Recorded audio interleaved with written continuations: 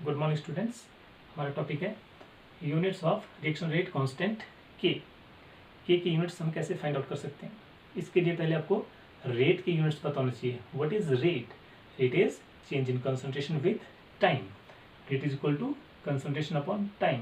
Concentration के unit mole litre inverse 1, time के unit second. तो रेट के यूनिट आ जाएंगे mole litre inverse 1, second inverse 1। Units of k for zero order reaction कैसे find out करेंगे? इसके लिए सबसे पहले रेट के लिए हमें इक्वेशन लिखनी पड़ेगी। रेट इज इक्वल टू के कंसंट्रेशन ऑफ ए की पावर 0। अगर हम इसको नहीं लिखें तब भी ठीक है।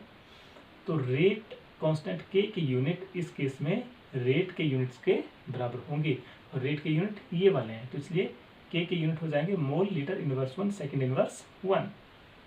यूनिट्स ऑफ के और first order reaction. First order के केस के लिए रेट के लिए इक्वेशन है रेट इज इक्वल टू के कंसंट्रेशन ऑफ ए। रेट के unit mole litre inverse 1, second inverse 1 equal to k, और ए की कंसंट्रेशन के यूनिट आ जाएंगे मोल लीटर इनवर्स 1। तो ये जो मोल लीटर इनवर्स 1 है ये इसको कैंसिल कर देगा। तो फर्स्ट ऑर्डर के केस में के यूनिट किसके बराबर हो जाएंगे? सेकेंड इनवर्स 1 के बराबर। Units of k for second order reaction. Second order के लिए रेट इज इक्वल टू के कंसंट्रेशन ए की पावर 2, सेकेंड ऑर्डर रिएक्शन हो गया। रेट के unit mole litre inverse 1, second inverse 1 equal to k, और यहाँ पे कंसंट्रेशन स्क्वायर के यूनिट हो जाएंगे mole square litre inverse 1, litre inverse 2। तो यहाँ से 2 मोल में से 1 मोल कैंसिल हो गया। 2 लीटर इनवर्स 1 है, इसमें से 1 कैंसिल हो गया और एक अभी बचे हुए हैं यहाँ पे। तो के यूनिट्स क्या आ जाएंगे? इसको अगर हम इस तरफ ले लें तो आ जाएगा मोल इनवर्स 1। लीटर को इधर ले लिया तो लीटर, और सेकेंड इनवर्स 1 पहले से ही है, तो के यूनिट आ जाएंगे सेकेंड ऑर्डर के लिए litre mole inverse 1, second inverse 1। इसी तरह से थर्ड ऑर्डर के लिए k units rate is equal to के कंसंट्रेशन ए की पावर 3। रेट के unit mole litre inverse 1, second inverse 1 equal to k, और कंसंट्रेशन की पावर 3 मोल लीटर इनवर्स 1 की पावर 3। इससे ये कैंसिल हो जाएगा। अल्टीमेटली के यूनिट्स क्या आ जाएंगे? Litre square mole inverse 2, second inverse 1। इस तरह से आप थर्ड ऑर्डर के बाद फोर्थ ऑर्डर के लिए भी फाइंड आउट कर सकते हैं। नेक्स्ट है हमारे पास molecularity of a reaction. Collision theory के बेस पे ये कहा गया कि जब भी कोई रिएक्शन होगा तो उस रिएक्शन में जो रिएक्टिंग स्पीसीज होगी, जो रिएक्टेंट्स होंगे, वो आपस में कोलाइड करेंगे, तब जाके रिएक्शन होगा। तो यहाँ से मॉलिक्यूलरिटी का कॉन्सेप्ट आया। मॉलिक्यूलरिटी क्या है? The number of reacting species, either atoms, ions or molecules which collide simultaneously with each other to bring about a chemical reaction। मतलब जब भी कोई केमिकल रिएक्शन होगा तो उस केमिकल रिएक्शन को करने के लिए कितनी रिएक्टिंग स्पीसीज एक साथ साइमल्टेनियसली आपस में कोलाइड कर रही है और रिएक्शन कर रही है। तो जितनी रिएक्टिंग स्पीसीज एक साथ कोलाइड कर रही है उनका जो नंबर्स होगा उसको हम बोलेंगे मॉलिक्यूलरिटी। जैसे एक रिएक्टेंट है, ये ब्रेक कर रहा है और इसने प्रोडक्ट बना दिया H2O2, हाइड्रोजन पेरोक्साइड ब्रेक किया, H2O और हाफ O2 बना दिया। तो यहाँ पे एक ही रिएक्टेंट है जो ब्रेक कर रहा है, इसलिए इसको हम बोलेंगे unimolecular reaction. Same example unimolecular का NH4NO2 ब्रेक कर रहा है N2 + 2H2O। तो ये दोनों क्या है? यूनिमोलिकुलर रिएक्शन है, क्योंकि एक रिएक्टेंट स्पीसीज ब्रेक कर रही है। यहाँ पे 2 एग्जाम्पल बायोमोलिकुलर के हैं। 2 मॉलिक्यूल हैं HI के, दोनों आपस में कोलाइड कर रहे हैं, H2 और I2 बना रहे हैं। 2 मॉलिक्यूल कोलाइड कर रहे हैं, इसलिए बायोमोलिकुलर हो गया।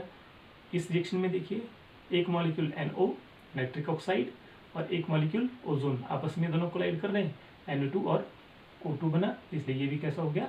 Biomolecular reaction. इसी तरह से ये ट्राइमोलिकुलर रिएक्शन है। 2 मॉलिक्यूल नाइट्रिक ऑक्साइड के आप ऑक्सीजन के साथ कोलाइड कर रहे हैं, तीनों साइमल्टेनियसली कोलाइड कर रहे हैं और 2NO2 बन गया, तो ये हो गया ट्राइमोलिकुलर रिएक्शन। इस तरह से हम एक्सपेक्ट कर सकते हैं कि 4 मॉलिक्यूल या इससे ज़्यादा भी आपस में कोलाइड कर सकते हैं। लेकिन जनरली ये देखा गया कि जब 3 से ज़्यादा मॉलिक्यूल आपस में साइमल्टेनियसली कोलाइड करेंगे तो उनकी पॉसिबिलिटी बहुत कम हो जाती है साइमल्टेनियसली कोलाइड करने की। इसलिए ऐसे रिएक्शंस जिनमें दो या दो से ज़्यादा मॉलिक्यूल्स या तीन से ज़्यादा मॉलिक्यूल्स आपस में कोलाइड करते हैं, वो मॉलिक्यूल्स स्लो होते हैं। लेकिन हमारे पास ऐसा रिएक्शन है 5Br negative plus BrO3 negative plus 6H plus formation of 3Br2 plus 3H2O। इसमें 5 आयन, एक यहाँ पे 6 और 6 आयन यहाँ पे, टोटल 12 आयन्स 12 आयन्स रिएक्ट कर रहे हैं और प्रोडक्ट बना रहे हैं। तो ये जो रिएक्शन है ये स्लो होना चाहिए, क्योंकि इस केस में 12 आयन्स साइमल्टेनियसली कोलाइड करेंगे तभी जाके रिएक्शन होगा। तो ये स्लो होना चाहिए, लेकिन ये रिएक्शन बहुत फास्ट होता है। और इस केस में जो इसका रेट हमने लिखा, रेट यहाँ पे लिखा हुआ है, और इसमें जो ऑर्डर है वो 4 आता है। तो ये रिएक्शन स्लो होना चाहिए, लेकिन ऐसा नहीं है, ये रिएक्शन फास्ट है। इसका मतलब ये है, ये जो रिएक्शन हमने लिखा हुआ है ये एक सिंगल स्टेप में नहीं हो रहा है, ये 2 या 2 से ज़्यादा स्टेप्स में हो रहा है। तो ऐसे रिएक्शंस जो 2 या 2 से ज़्यादा स्टेप्स में होते हैं, उन रिएक्शन को बोलते हैं कॉम्प्लेक्स रिएक्शंस। और इन कॉम्प्लेक्स रिएक्शन के जो डिफरेंट स्टेप्स हैं रिएक्शन के, उसमें जो स्लो स्टेप वाला रिएक्शन होगा उस रिएक्शन पे डिपेंड करेगा रेट, रिएक्शन का ओवरऑल रिएक्शन का रेट स्लोएस्ट स्टेप पे डिपेंड करेगा। ठीक है, तो स्लोएस्ट स्टेप डिटरमाइन करेगा रेट ऑफ रिएक्शन। जैसे एक एग्जांपल हमने लिया हुआ है decomposition of hydrogen peroxide. 2 molecule hydrogen peroxide के आयोडाइड आयन एल्कलाइन मीडियम में 2H2O प्लस O2 बनाते हैं। इसका जब रेट निकाला गया एक्सपेरिमेंटली, तो इसका रेट आता है rate is equal to K concentration of hydrogen peroxide concentration of iodide ion. ठीक है, तो H2O2 स्क्वायर के बराबर नहीं है, H2O2 का एक मॉलिक्यूल और आयोडाइड का एक मॉलिक्यूल, इसके ऊपर रेट डिपेंड कर रहा है। तो इसका मतलब है ये इन 2 स्टेप्स में हो रहा है। पहले स्टेप में H2O2 I नेगेटिव के साथ रिएक्ट करके H2O प्लस IO नेगेटिव बना रहा है, और ये स्लो रिएक्शन है। दूसरे स्टेप में दूसरा मॉलिक्यूल जो यहाँ पे H2O2 का बच गया है, वो IU नेगेटिव से रिएक्ट करके H2O plus O2 plus I negative बना रहा है। ओवरऑल रिएक्शन देखिए, ये कैंसिल हो गया इसके साथ, I नेगेटिव कैंसिल हो गया इसके साथ, ओवरऑल रिएक्शन हमारे पास आ गया ये वाला 2H2O2 formation of 2H2O plus O2।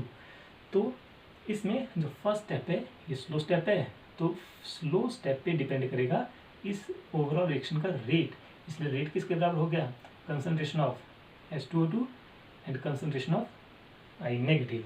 तो ऐसे रिएक्शंस जो 2 या 2 से ज़्यादा स्टेप्स में होते हैं उनको बोलते हैं कॉम्प्लेक्स रिएक्शंस। ठीक है, और कॉम्प्लेक्स रिएक्शंस में जो स्लोएस्ट स्टेप होगा उस पर डिपेंड करता है उस रिएक्शन का रेट डिटरमाइनिंग स्टेप हम उसको बोलते हैं। नेक्स्ट टॉपिक हमारा इंटीग्रेटेड रेट एक्सप्रेशन। हमने एक जनरल रिएक्शन लिखा हुआ है AA plus BB formation of CC plus DD। इस जनरल रिएक्शन के लिए हमने रेट के लिए इक्वेशन लिखी हुई है, rate is equal to K concentration A की पावर P कंसंट्रेशन B की पावर Q। ठीक है, इस इक्वेशन को हम क्या बोलते हैं, डिफरेंशियल रेट इक्वेशन।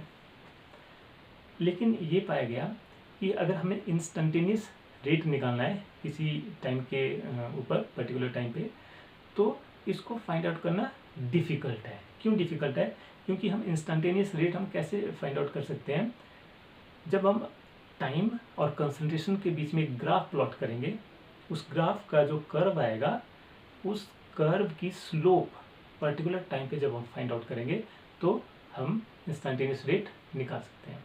लेकिन ये सारा प्रोसेस बहुत ही डिफ़िकल्ट है। तो इस प्रॉब्लम को सॉल्व करने के लिए इंटीग्रेटेड रेट इक्वेशन का कॉन्सेप्ट दिया गया। इंटीग्रेटेड रेट इक्वेशन में जो डिफरेंशियल रेट इक्वेशन है इसको इंटीग्रेट करते हैं, और हमारे पास इंटीग्रेशन के बाद concentration at time and rate of reaction के बीच में रिलेशन आ जाता है। Concentration at different time and rate of reaction के बीच में आ जाता है रिलेशन। तो डिफरेंट ऑर्डर के जो रिएक्शंस हैं उनके लिए डिफरेंट इंटीग्रेटेड रेट एक्सप्रेशन है। यहाँ पे हम करेंगे जीरो ऑर्डर रिएक्शन के लिए इंटीग्रेटेड रेट एक्सप्रेशन। ठीक है, integrated rate expression for zero order reaction. हमने एक जनरल रिएक्शन लिखा हुआ है जिसमें रिएक्टेंट चेंज हो रहे हैं प्रोडक्ट में। हम मान रहे हैं कि जीरो ऑर्डर का रिएक्शन है, इस रिएक्शन में जो आर है इसकी कंसंट्रेशन है square with in square bracket के अंदर आर, ये आपको बता रहा है आर की कंसंट्रेशन, और के है रेट कांस्टेंट। तो हम इस रिएक्शन के लिए जो हम मान रहे हैं जीरो ऑर्डर का रिएक्शन है, इसके लिए हम रेट के लिए इक्वेशन लिख सकते हैं। Rate is equal to minus d concentration R upon d t is equal to के कंसंट्रेशन आर की पावर 0। अगर हम इसको नहीं लिखें then it will become equal to K. अब इस इक्वेशन को हमने सिंप्लीफाई करके लिखा, d concentration are is equal to minus K d t, equation 1। अब इक्वेशन 1 जो आ गई इसको हम इंटीग्रेट करेंगे, दोनों साइड इसकी इंटीग्रेट करेंगे। इंटीग्रेशन का sign d concentration are is equal to minus K integration d t. Solve करने पर यहाँ से आ जाएगा concentration R equal to minus के टी प्लस आई। अब आई क्या है? आई एक कांस्टेंट है जिसको हम इंटीग्रेशन कांस्टेंट बोलते हैं, और इंटीग्रेशन कांस्टेंट आई की वैल्यू हम इनिशियल कंसंट्रेशन से फाइंड आउट कर सकते हैं। जब टाइम 0 होगा, रिएक्शन नहीं हुआ है, टाइम 0 है, उस केस में जो रिएक्टेंट की कंसंट्रेशन है उसको हम बोलेंगे इनिशियल कंसंट्रेशन, और उसको रिप्रेजेंट करते हैं स्क्वायर ब्रैकेट आर बाहर 0 आर नॉट से। तो आर नॉट क्या है? Initial concentration of R at time t is equal to 0। ठीक है, इस टाइम पे। तो हम इस सेकेंड इक्वेशन में आर की जगह आर नॉट सब्स्टिट्यूट कर देंगे, टी की जगह 0। तो इक्वेशन आ जाएगी, यहाँ पे आ गया concentration are naught is equal to minus K into t की जगह आ गया 0 प्लस आई। तो आई किसके बराबर हो गया? ये पूरी टर्म 0 हो गई, तो आई किसके बराबर हो गया? कंसंट्रेशन आर नॉट के बराबर। अब जो हमने आई की वैल्यू फाइंड आउट की, इस आई की वैल्यू को हम फिर से उसी सेकेंड इक्वेशन में सब्स्टिट्यूट कर देंगे। तो आई की जगह हम आर नॉट कंसंट्रेशन लिख देंगे। तो ये इक्वेशन आएगी हमारे पास, concentration are is equal to minus के t plus concentration are naught. अब हम क्या करेंगे, माइनस के टी को हम लेफ्ट साइड ले आए और कंसंट्रेशन आर को हम राइट साइड ले गए, तो बन जाएगा K t is equal to concentration are naught minus concentration R. अब के लिए एक्सप्रेशन निकाल दिया, टी को हम राइट साइड ले जाएंगे तो बन जाएगा K is equal to concentration are naught minus concentration R divided by T.